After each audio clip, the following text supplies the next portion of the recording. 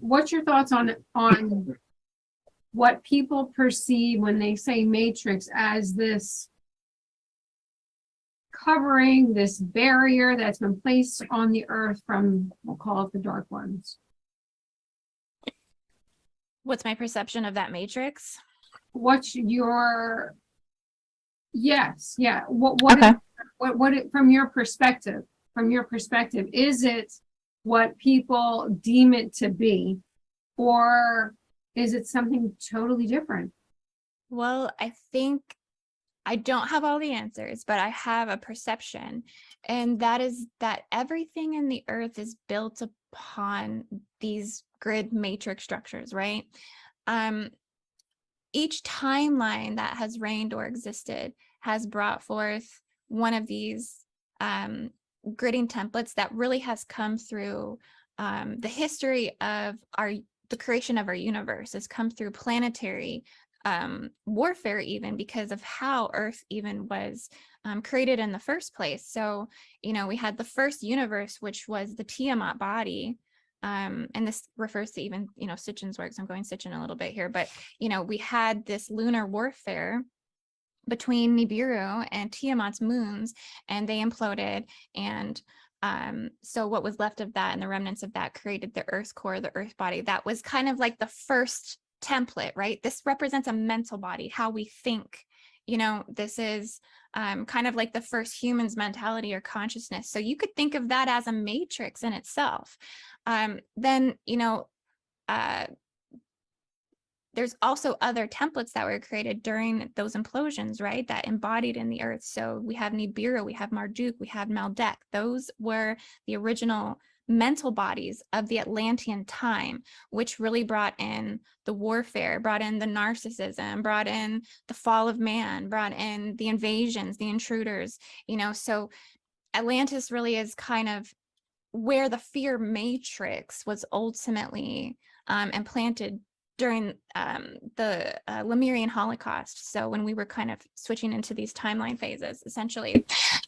So thank you. So, okay, so let me ask you this then. Could it be as simple as they planted the idea that there's a matrix and that's the con? Very well could be. I have been, yeah. And here's where personally I'm at this stage, because we've all been through the past couple of years of everything that's been going on, and my evolution is changing. My thought pattern is changing, and my thought pattern is now changing into something. Maybe it's a hoax. Maybe it's all a hoax. Maybe it's because we're believing that we've been brainwashed to believe there's this matrix that is infiltrating the world. And if you believe it, you create it. So essentially, wouldn't it be our own thoughts that are creating this? I'm going to call it a fictitious, for lack of term right now, this fictitious matrix that's suppressing people.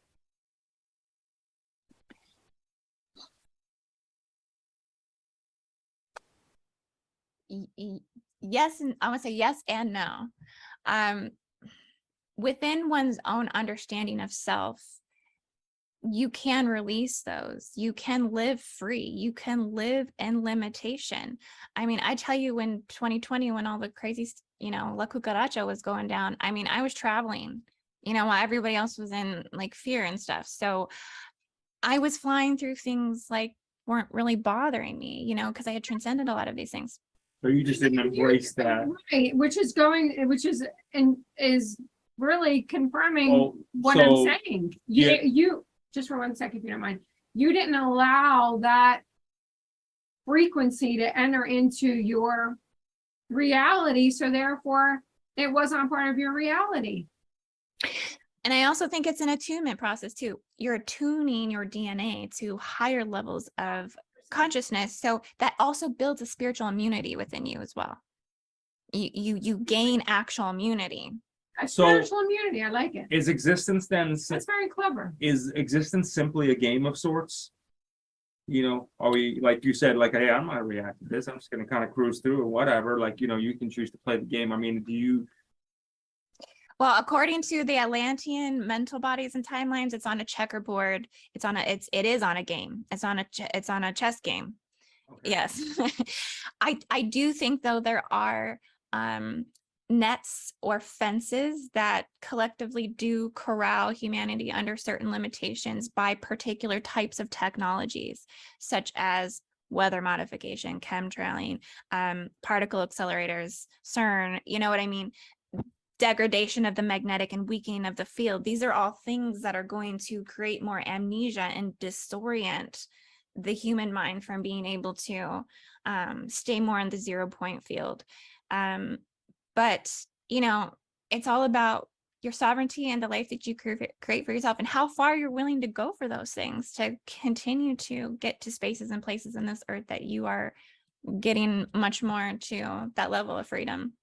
When you take a look at your sisters and brothers out there that are putting messages out, and I don't mean the mainstream media, I'm talking to someone like yourself who's in the street and really trying to help people get through it all. Are there things that you know from your perspective, your interpretation, you're like, you know, a lot of this is being said. I really wish it wouldn't be said, you know, but you're seeing it. What is an example of some of the things that you know that we're hearing, you know what I mean, that really things that people just need to stop, you know what I mean? Maybe stop paying attention to it, maybe stop even saying it. Are there any of those things that run through your mind? Oh, immediately things come to my mind. Yes.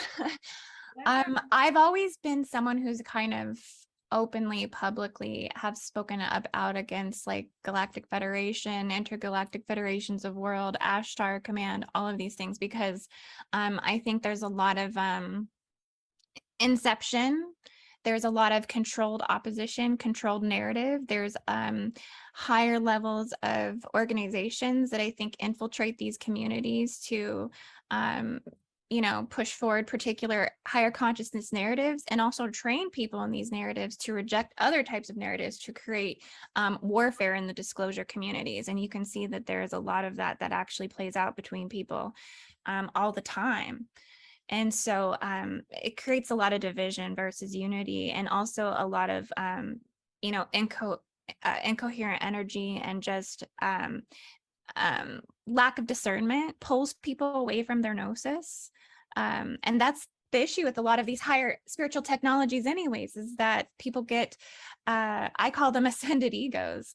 Okay, we forget about how much the ego actually can dominate the 12th dimensional fields. If we go into the Metatronic invasions and parasitic invasions in the earth, that's kind of what that represents, is this level of fallen human consciousness all the way into the 12D. So the 3D, the 5D, you know, you're completely free and ascended in 5D. That in itself is kind of a hoax, because polarity and levels of it do exist in every single dimensional field on this earth.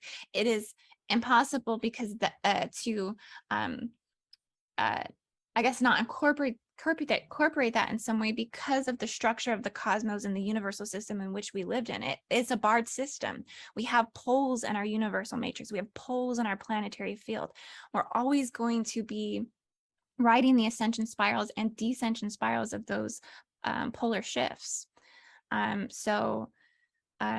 I think it would help this higher consciousness community to really have more detailed levels of ascension mechanics, spiritual mechanics, light body mechanics. How do these things actually really work?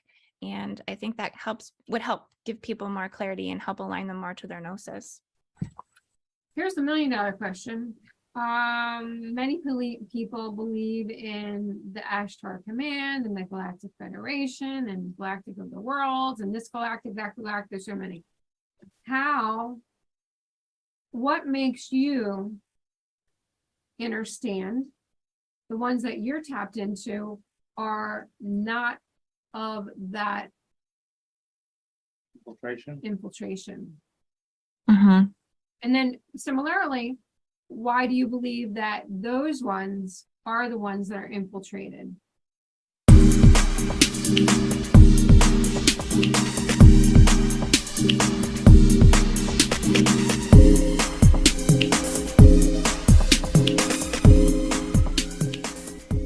But if you're looking for that instant gratification for your skin, like if you're like, you're looking in the mirror and you're like, geez, I just wish I could just go a little bit tighter, a little lift every day.